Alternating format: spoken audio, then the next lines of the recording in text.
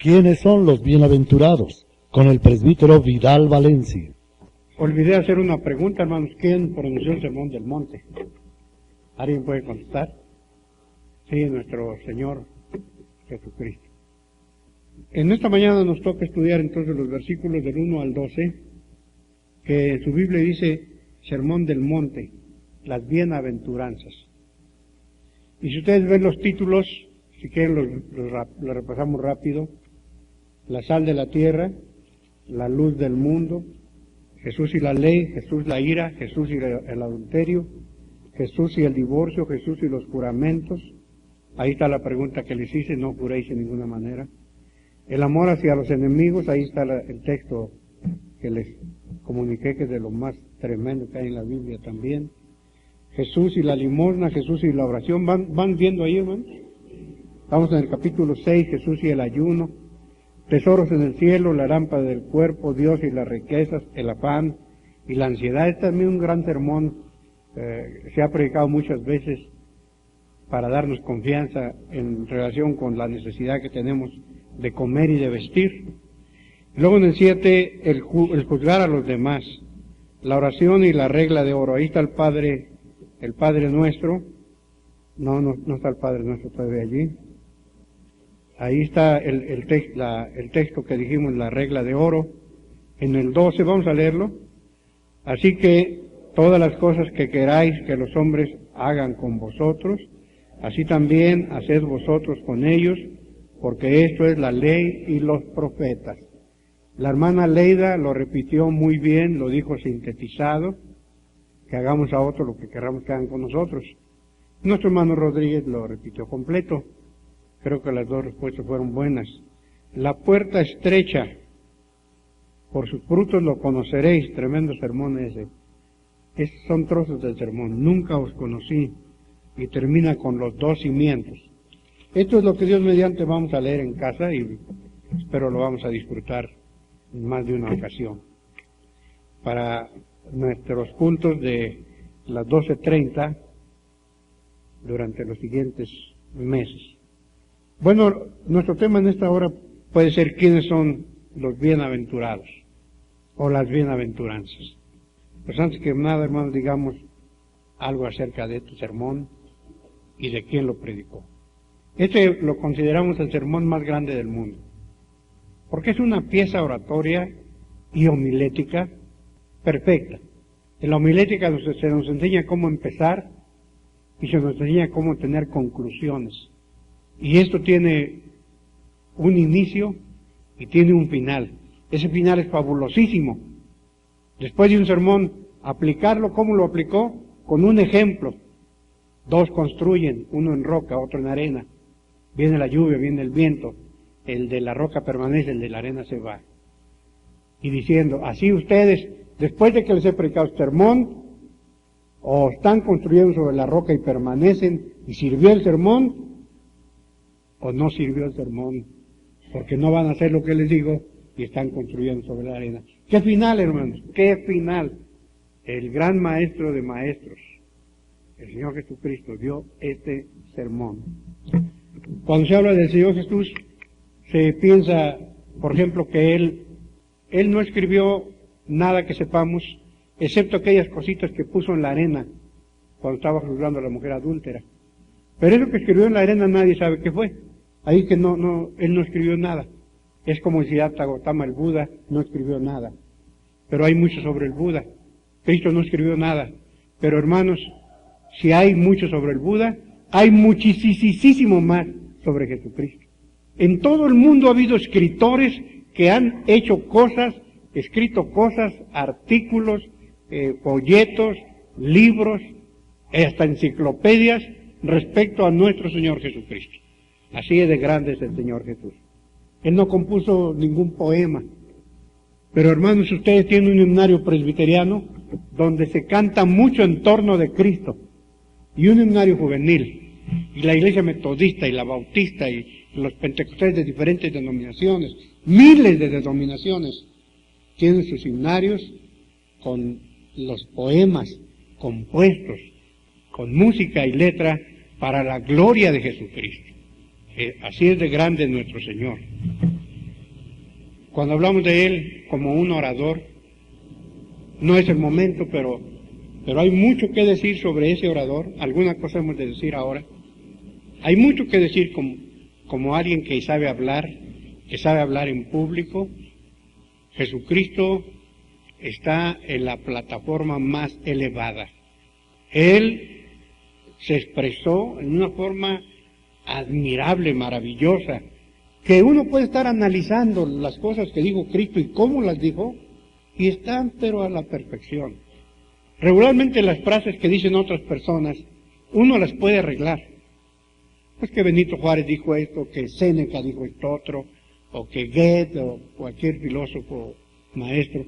Pero uno dice, pero podía haberla dicho de esta otra manera. Pero cuando se trata de Jesucristo, lo que Él dijo, tal como lo dijo, no hay manera de superarlo. Esa regla de oro, todas las cosas que quisierais que los hombres hiciesen con vosotros, así también haced vosotros con ellos. ¿Cómo podemos arreglarlo? Mejor hubiera dicho así, o mejor hubiera dicho primero esto. No se puede, hermanos. Alguna vez alguien dijo, esas palabras son de Confucio. Y un maestro lo dijo allí en el aula a sus alumnos, son palabras de Confucio y dicen que las dijo Cristo. Y no hubo nadie que respondiera, porque no había quien supiera. Confucio compuso unas frases que son conocidas en el mundo como la frase de plata. Y la frase de plata de Confucio, que es un gran tesoro, es una frase muy buena, dice así: no hagas a otro lo que no quieras que hagan contigo. Por eso aquel maestro realmente no pudo discernir. Decía, lo que dijo Cristo lo dijo Confucio. ¿Sabes que hay un abismo entre lo que dijo Confucio y lo que dijo Cristo? Confucio dijo, no hagas, y Cristo dijo, haz. Confucio lo dijo negativamente, Cristo lo dijo positivamente. Y podíamos analizar, hay una gran diferencia. Nuestro maestro es un gran maestro. Todo lo dijo con una exactitud, con una precisión. Algunos tenemos Biblias como esta, que tienen con rojo lo que dice Dios en el Antiguo Testamento y el Nuevo Testamento. Y nuestro Sermón del Monte, exceptuando el inicio y el final, que son unos comentarios, todo está rojo, menos los comentarios. Entonces nuestro gran autor de este Sermón del Monte es el hombre de la palabra perfecta. Una vez mandaron a apresarlo, tómenlo y tráiganlo, y mandaron a los policías. Y llegaron los policías y se encontraron que estaba Cristo en medio de un grupo. Habla y habla y habla. Y se quedaron los policías esperando un momento para agarrarlo. Pero Jesucristo los agarró primero con la palabra. Su palabra tan interesante, los agarró y los dejó con la boca abierta. Y dijeron, pues ¿cómo vamos a aprender este hombre? ¿Qué está haciendo de malo? Esto que está diciendo que bueno es, ¿cómo lo vamos a aprender? Y regresaron, ¿dónde está Jesús? No, dice, nunca un hombre ha hablado como este hombre. Bendito sea Dios, hermanos, que si alguna vez alguien nos preguntara en qué época te gustaría haber nacido, quizá algunos hubieran dicho la época del Señor Jesús. Pues no, después de estudiar las cosas, no era la mejor época. ¿Por qué él habló? A lo mejor yo hubiera nacido acá en América y de qué serviría que yo naciera en su época. A lo mejor nacía en Israel, pero yo vivía en alguna zona donde nomás pasó él una vez o dos veces. Sin embargo, yo tengo lo mejor que él dijo en este libro. O sea que en mi época y en mi idioma tengo las palabras del Señor Jesús. Disfrutarlas. Esa tremenda sabiduría, ese poder tan grande del Señor. Cuando uno toma clases de escritura, se recomienda brevedad, claridad. Me acuerdo que en un examen de un artículo corto, el maestro calificó mejor al que usó más verbos. Él usó más verbos. Y luego para revisar las palabras de Cristo, por ejemplo, cuando narró el buen samaritano, ¿cuánto verbo usó el Señor? ¿Cómo lo hizo? ¿A dónde? ¿Qué escuela fue? ¿Cuánto verbo? Y que cayó en manos de ladrones, y que luego pasó por ahí uno, y lo vio, y pasó, y lo vio, y se bajó, y lo tomó, y lo ungió, y lo puso, y lo llevó, y lo dejó en el mesón, y le dijo, ¿cuánto verbo?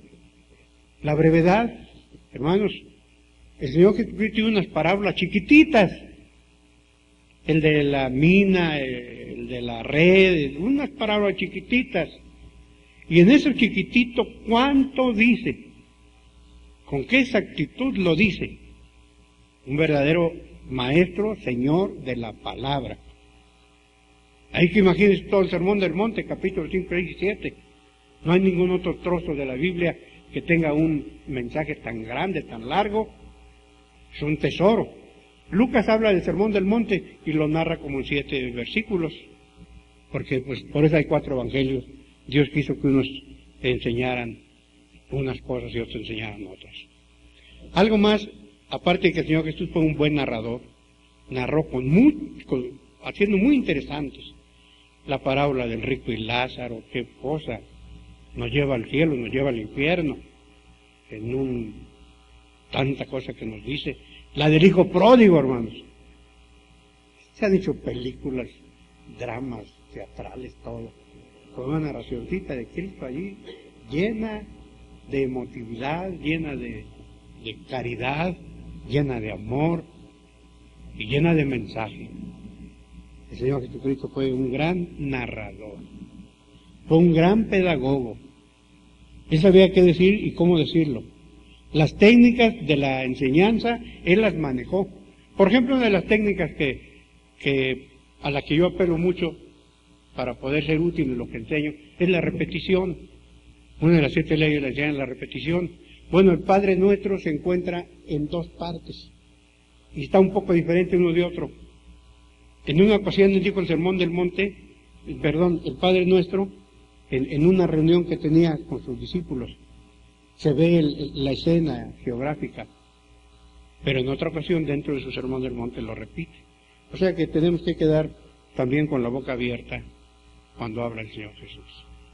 Y otra característica del gran orador es que hablaba con autoridad. Vamos a ver el capítulo 7 al final, como dice ahí, 28 y 29. Y cuando terminó Jesús estas palabras, la gente se admiraba de su doctrina, porque les hablaba como quien tiene autoridad y no como los escribas. ¿Qué es la autoridad? ¿Por qué bañó a la gente con esa influencia que les hizo oír con todo respeto? ¿Qué es la autoridad para hablar? Hermanos, que yo saque de por aquí 2 o 3 diplomas. Miren, este diploma es del seminario y este otro es de un curso que tomé en la Universidad de Wheaton. Y acá tengo otro que es una maestría o un doctorado. Ese será lo que me va a dar autoridad. Seguramente que me va a dar autoridad porque ya pasé por ciertas escuelas y tengo conocimiento de ciertas cosas. Pero la autoridad del hombre, de Dios, depende del corazón, de la universidad del corazón. Un hombre, sin haber ido al seminario, en una iglesia, y los hay, hombres sabios, hombres prudentes, hablan con autoridad, y cuando hablan hay que oírlos, inclusive pesa la palabra. Aquí está hablando de una autoridad, la más importante de las autoridades, que es cuando la persona habla lo que conoce, y no nada más conocimientos intelectuales, sino conocimientos de experiencia, de corazón. Jesucristo habló todo lo que Él vivió y vivió todo lo que Él habló. Cuando Él hablaba, estaba hablando no porque lo aprendió de niño, porque se lo dijo su maestro de escuela dominical, o porque pasó por la escuela bíblica o tomó un cursillo por allí de cómo ganar almas. No, hermanos. Él vivía lo que Él practicaba y practicaba lo que Él vivía. Ese versículo que les presento es como grandísimo, de veras, una cosa bellísima para poder hacer. Amad a vuestros enemigos, bendecid a los que os maldicen, orad por los que os ultrajan. Cuando estaba en la cruz, dando bendición, orando por los que lo ultrajaban. Padre, perdónalos. ¿Qué autoridad? Cuando Él le dice a la gente, ama al que te aborrece, Él amó al que le aborreció, amaba al que le aborrecía, iba a amar a los que le aborrecieron después. Orad por los que os ultrajan. Porque él oró por los que lo ultrajaron. Bendecid a los que os maldicen. Haced bien a los que os aborrecen y os persiguen. Y se quedaron con la boca abierta. Este habla como que tiene autoridad, no como los escribas. Los maestritos esos que preparan sus discursos bien retóricos. Pero, ¿cómo suena su palabra? Como paja, sin fruto, sin fuerza. Ese es el que escribió este sermón, el que pronunció este sermón. Ese gran maestro de la palabra. Una vez anunciamos aquí, quizá hará unos 25 años, que se iba a predicar el sermón más grande del mundo. Se puso en el boletín, venga y va a escuchar usted el sermón más grande del mundo. No dijimos quién lo iba a predicar. Y estuvimos anunciando con tiempo, se va a predicar el sermón más grande del mundo tal domingo a tal hora. Y estuvimos anunciando y llegó el día. Y la gente estaba esperando oír el sermón más grande del mundo y no los defraudamos. Lo que pasa es que un joven me dijo, pastor, yo puedo recitar el sermón del monte de memoria. Yo me lo aprendí. Le digo, recítalo en el templo, en un culto. Sí, cómo no. ¿Lo puedes hacer en público? Sí, cómo no. Y entonces anuncié el sermón más grande del mundo y cuando llegó el momento les presenté a ese joven y para que fuera un poquito más fácil de absorber la enseñanza, le dije, después de tu primer capítulo, el 5, vamos a cantar un himno, a hacer una oración, y luego el 6, y luego hacemos otro canto, y luego el 7. Y pasó aquí y recitó capítulo 5 completo, y luego el capítulo 6 completo, y luego el capítulo 7. Y oímos el sermón más grande del mundo en un solo culto. O sea que es posible, hermanos. Quizá la regla de oro no la conocemos de memoria. A lo mejor ese pasaje de amar que está ahí en el capítulo ¿qué es ahí, dijimos? Capítulo 5, versículo 44, vamos a leerlo todos juntos. Pero yo os digo, amad a vuestros enemigos, bendecid a los que os maldicen, haced bien a los que os aborrecen, y orad por los que os ultrajan y os persiguen. Si aprendemos eso de memoria, hemos enriquecido nuestra vida. Tal vez no podamos lograr lo que aquel joven que lo aprendió todo, pero con ese avanzaríamos bastante. Para decir algo de las bienaventuranzas, yo encontré dos grupos de bienaventuranzas. No creo que esté muy exacta la división, ni que sea la única división, pero yo tenía que buscar algún modo de facilitar la enseñanza. Y entonces encontré que hay 5 bienaventuranzas que están basadas en cosas que un hombre realmente no desea, que no le gusta, pero Jesucristo dijo que eran bienaventuradas esas personas. Ahí en el capítulo 5 está en el 3, bienaventurados los pobres. Luego está el 4, los que lloran. Luego está el 5, los mansos. Luego está el 6, los que tienen hambre y sed. Y luego está el 10, leámoslo. Bienaventurados los que padecen persecución por causa de la justicia, porque de ellos es el reino de los cielos. Es el primer grupo de bienaventuranzas, para algo que realmente no nos suena agradable. Porque la palabra bienaventurado quiere decir dichoso, feliz. Si alguien quiere ser feliz, dichoso, aquí está. Algunas cosas las vamos a procurar, otras van a venir solitas, como la persecución. Pero dichosos.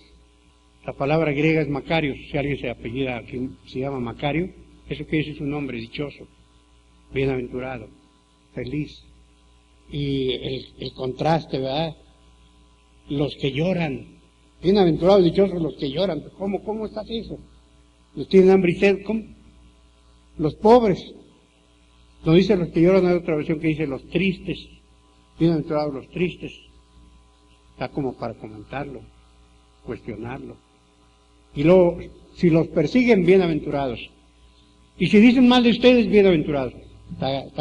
Por eso dije, hay 5 bienaventurados de cosas que no son muy deseadas. Pero algunas si las estudiamos con cuidado, pueden ser deseadas. Por ejemplo, en el 3, leamos todos: bienaventurados los pobres en espíritu, porque de ellos es el reino de los cielos. Está hablando de pobres, pero en espíritu. No está hablando precisamente de los pobres económicamente. Aunque también los pobres económicamente, yo como alguna vez fui el más pobre de México, sentí que esa pobreza fue una gran bendición, una gran dicha. Y ese sermón no lo he repetido, pero varias veces lo he cacareado aquí. Una vez prediqué por qué ser pobre es una bendición. Quizá dije unas 8 o 9 cosas. Ser pobre es una bendición, materialmente hablando. Pero aquí no está hablando de ese tipo de pobreza. Bienaventurados los pobres en espíritu. Tampoco dice de espíritu. Un pobre de espíritu podía ser aquel apocado, aquel acomplejado, aquel tímido. No, no es ese. Bienaventurados los pobres en espíritu. Aquí se refiere a una pobreza de carácter, no ser soberbio, orgulloso, presumido. No, bienaventurados los pobres en espíritu, los hombres sencillos, los hombres humildes. ¿Por qué? Porque de ellos es el reino de los cielos. Y luego en el 4, cuando dice bienaventurados los que lloran, ahí dice por qué recibirán consolación, y sí está hablando de las lágrimas de aquellos que tienen sufrimientos. El sufrimiento es una gran bendición. Es difícil que haya alguien que sufra que no levante los ojos al cielo. Y a veces depende del tiempo de su sufrimiento, del tiempo que va a estar con los ojos en el cielo. Cuando Cristo dijo, más fácil es pasar un camello por el ojo de una aguja, es porque el rico no necesita de Dios. ¿Para qué lo quiero? ¿Para qué quiero a Dios si tengo ropa, tengo comida, tengo 3 carros, tengo una lancha en Acapulco, tengo un departamento, una casa, un chalet en Acapulco, tengo un buen trabajo, soy dueño de una cadena de negocios? ¿Para qué quiero a Dios? Digan, ¿para qué lo quiero? Ustedes dirán, no, pues sí servirá para algo. Pero él piensa que no le sirve para nada, lo tiene todo, le sobra. Y está sano, y está su familia, su esposa, y hasta puede tener otras mujeres y otros hijos. ¿Para qué quiere a Dios? Pero cuando dice bienaventurados los que lloran, es porque el hombre se acuerda más de Dios cuando le escasean las cosas. Pues eso ustedes ya lo saben. Y luego dice ahí, ¿por qué? Porque serán consolados. Para todas las personas que lloran, Cristo tiene un pañuelo para secar sus lágrimas. Y luego dicen los mansos. Mansos son los tranquilos, diría yo, entre comillas, los dejados. Aquellos que son dejados, los de espíritu sencillo. ¿Cuál sería lo contrario del manso? Aquel soberbio, aquel que no se deja. A mí no me la hacen, a mí no me lo van a hacer igual, porque yo. Y es aquel que grita y se defiende, insulta y golpea, y si me das un golpe te doy 2. Y algunos hacen el juego de palabras, una cosa es manso y otra cosa es menso. Y aquel que dice eso es porque es el soberbio, es el contrario del manso, es el soberbio. ¿Cuál es la recompensa que se ofrece a los mansos? Ellos recibirán la tierra por heredad. Ustedes vean 2 personas, uno bravucón, gritón, peleonero, otro tranquilo, pacífico, humilde. Se pelean, pero como no hay batalla, el que se enoja se va más enojado. Se va más enojado, porque el que se enoja pierde. Se va más enojado. Y el tranquilito, y aquel va y hasta se enoja con su mujer, porque el otro no le puso resistencia. Y anda buscando con quién desquitarse. ¿Quién disfruta del mundo más? Pues disfruta del mundo más el manso.